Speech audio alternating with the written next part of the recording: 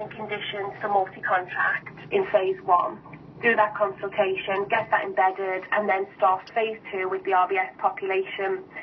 We have since crunched the two together, and we are doing them both in one go.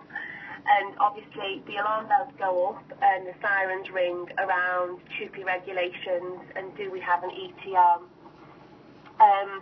We do believe that we have got an ETO, but I do have a question mark over it still. And at the moment, I think what we're saying is there is no change. This isn't for further onward discussion, but I think what we're saying is that it's actually, because it's a standardisation which affects those employees who weren't TUPE'd in as well as the TUPE ones, the change is not related to the transfer, therefore we don't need an ETO. But I'm just waiting for further clarification on that point. But we are, the reason I'm telling you guys is because we have had some questions through the ECF reps and through some individuals around the ETO reason. If you are probed on it in the one-to-ones, take it away as a question. Please don't answer it until I've got clarity from ER. We don't want to give any wrong advice on it.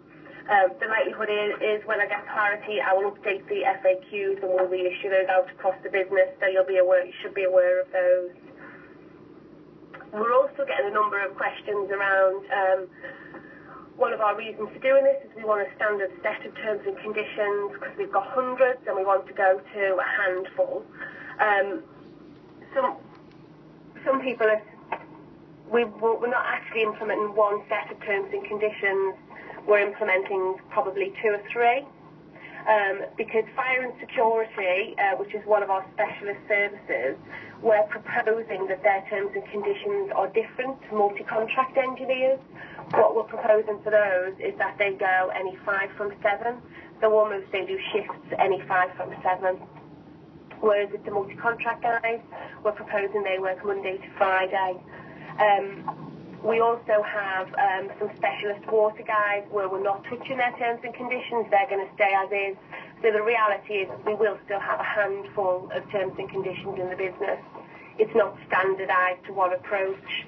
So if you get probed on that, I suppose the answer is around, well, what is the definition of standardised? Is it one? Is it a handful? For us, we would deem it to be certainly less than the hundreds that we've got. So just to make you aware, we are getting some questions on that. We absolutely need a few different sets of terms and conditions because we're a very complex business and one size won't fit all. But you're likely to be probed on that from some of the engineers.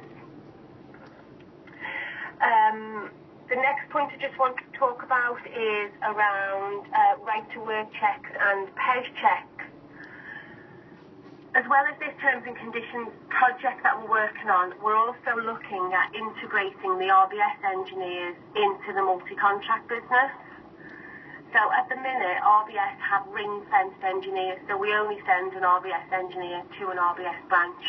But we're working on a programme so that in the future we'll be able to send the most suitable engineer to a branch, regardless of where they came from, RBS or Mighty or wherever. And we're working on that programme at the moment. But to be able to do that, we need to ensure that all of our engineers have the right security vetting and the security checks. And so when we've sent the invite out to these guys for this one-to-one, we've asked them to bring information to us. So we're asking we need to do a right-to-work check on them all and a PES check. A PES security check, that's what RBS require for us to go into their branches, into any of their sites, basically. So rather than just asking the multi-contract for it, we've just asked everybody for it. So we're going to make sure that at the end of this process, we have right to work and PES check for the whole population affected. But obviously it means more work on us as a HR team because we will need to verify that data. So there are some questions in the script to check that the engineers and the people have brought the information we've asked them to. And I would ask if you as a HR population can, first of all, check the data that they bring. So check the passport, does it comply, and have we got everything required for the PES checks. it's not too onerous check. It's not like we're doing a DBS check on these guys, but there are still requirements to verify the data and to check that it is eligible for what we're asking it for. So when I do send the email out this afternoon, so I will also send you the documents we sent to the engineers, so telling them what they need to bring. And in terms of verifying the data, I think I've got a process that might work, but I'm just waiting to speak to Sue from the desk. And you guys might even have the answer, but what I'm proposing is, because I don't want you to have to go and photocopy hundreds of passports and other bits of data, so what I was proposing is, if you guys had a post-it note and you put the relevant verification information on, so your name, I certify this as a copy of the original, signed, dated, all that good jazz, you in effect could put your post-it on the evidence, whatever that may be, and take a picture of it. So we all should have smartphones, I understand, and the idea would be is when you're in those meetings, you can check their evidence. Is it right? Is it sufficient? Is it in date and valid, etc.? And you simply put your post-it on it, take a picture of it, and that's Joe Bloggs' PES check and right to work data. Has anyone done that before?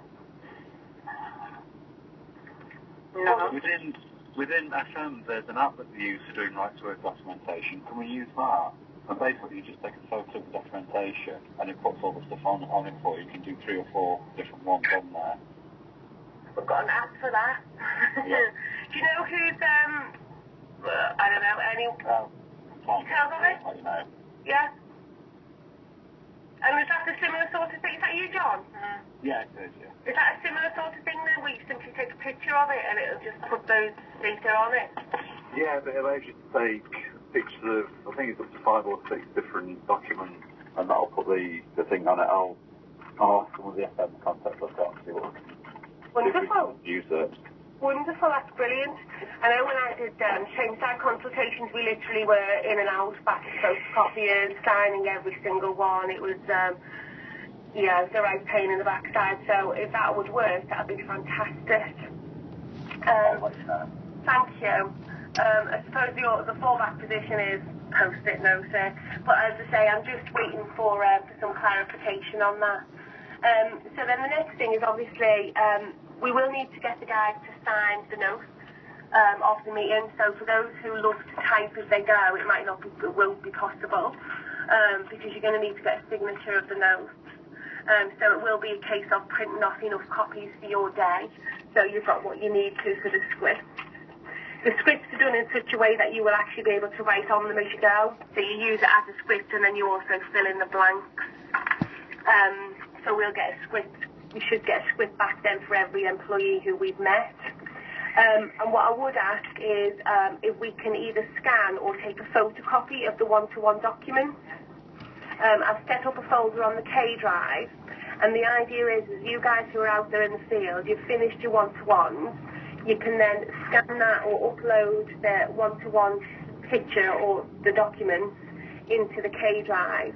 We've then got the lovely Brad in Wolverhampton who can then take the details out of the scan folder, update our relevant trackers, and move those details into another folder so we know at any one stage who we've met with, we were tracking and monitoring the questions, the answers, who we've met with for the different stages, and we know where we're at with it basically.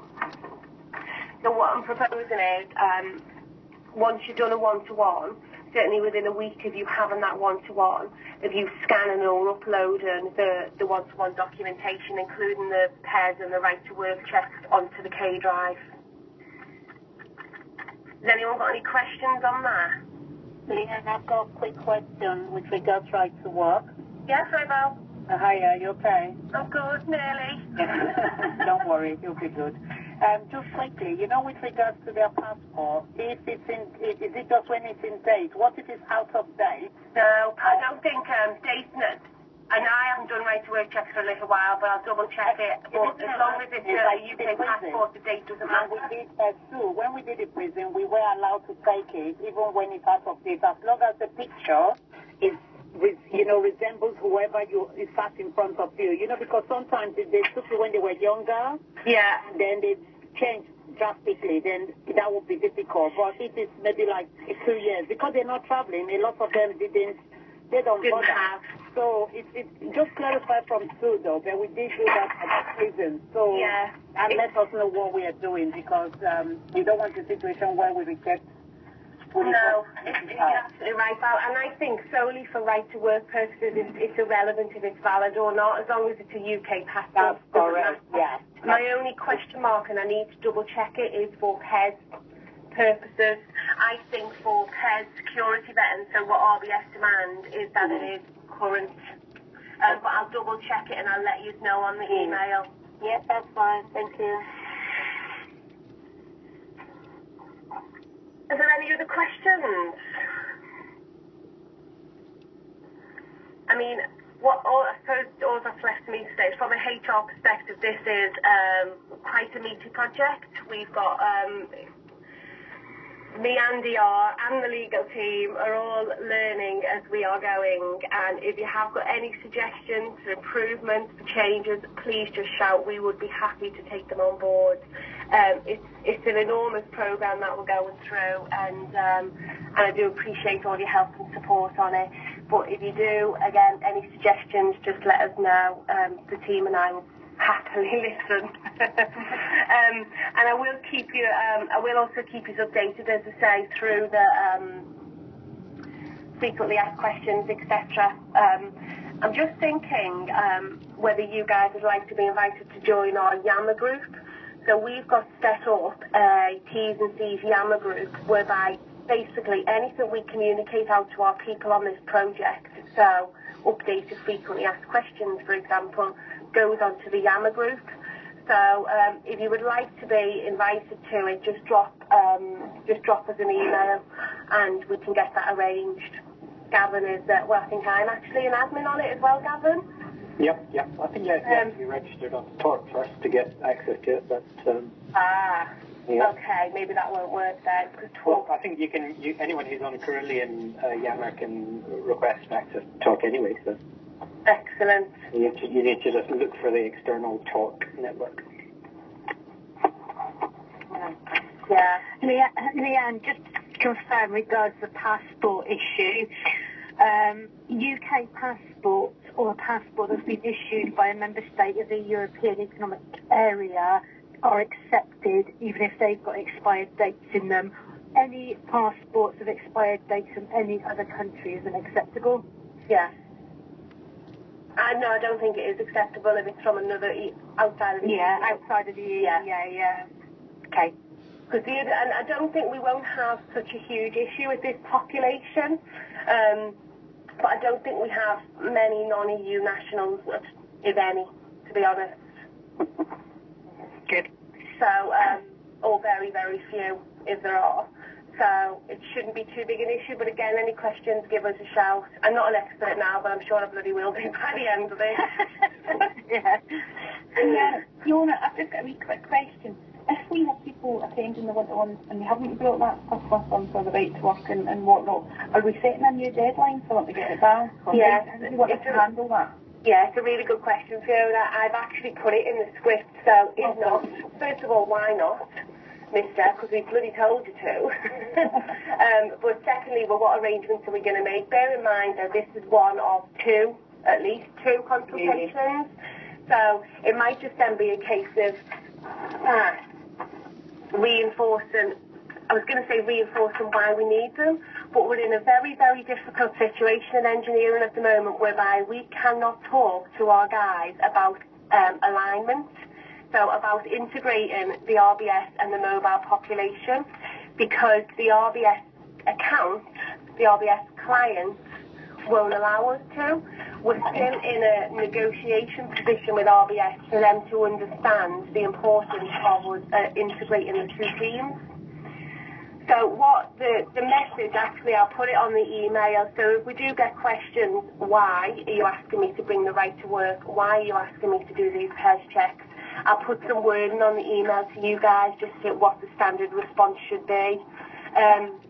ideally we want to say, because we want to send you to an RBS branch, but we can't do that at the moment. So I'll give you some specific words, and should they challenge why they needed to bring this data. Brilliant. Thanks, Leanne. It's also, we've really struggled to get any definitive data on who we've got right to work checks, got PES checks for.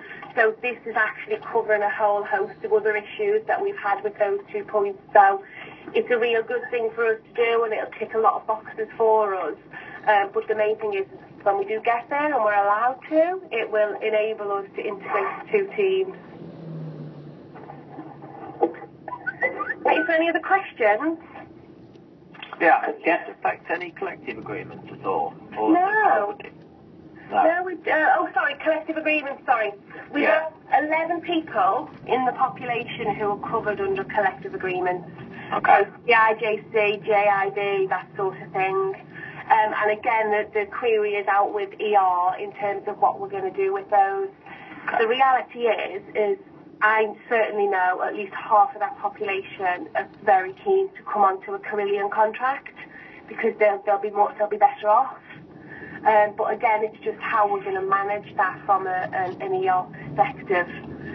That doesn't massively impact us as an operation and business and cost, etc. So one of the points that we talked out in detail at the last ECF was they're saying, well, you're standardising terms and conditions, but you're not standardising them all. Has joined the conference. Who's that, sorry? Just joined?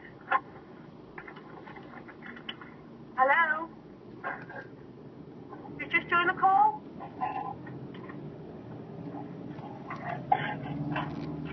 No idea. I'm going to carry on. We've got questions outstanding at the moment around what terms and conditions we are going to offer, because at the moment we're not proposing to change the sick pay that people get or to change their holiday entitlement. So you name it, we've got the range of it. So we have some people who get right to some people who get 12 months full. We've also, with holidays, we get people who get 3, right up to some people who get 40 days. So when we were going through the planning of this, we basically said, it doesn't really make a difference to us as a business if we change them or not. We think it would be too contentious and probably far too difficult to standardise. So we didn't touch those 2 pieces. But we're now in a position where we will have some people who it's more favourable for them to go on to a standard Carillion set. So the question is out there, do we just say we're going to standardise it all? And actually, we are going to standardise sick pay and we are going to standardise holidays. It's to be confirmed. We don't know. The position at the minute is no. We're not touching them, but we're still reviewing that. So we're learning as we're going. And again, if you get some questions on that, the standard response is that we're not consulting on those at the moment. Okay. Is there any other questions? No. Leanne, I just have a thought. The supervisors are probably going to need to understand that the ECF consultation process is still going to be continuing while those one-to-ones are going on, and just what the implication might be for T&Cs continuing to develop. Yeah. Need to see what we can do with them offline. I need to speak to you actually, Gavin. You're on my list, so you'll be the next person I call directly, so we can have a chat about it. Okay. Is there any other points? No. Well, again, thank you all for your time this afternoon. I know we've run over slightly. I will send you an email with lots and lots of details in there. And if you have any questions, just give us a shout. And thank you all again. Thank you. Thank you. Yeah. Bye. Cheers. Bye. Bye. Has left the conference.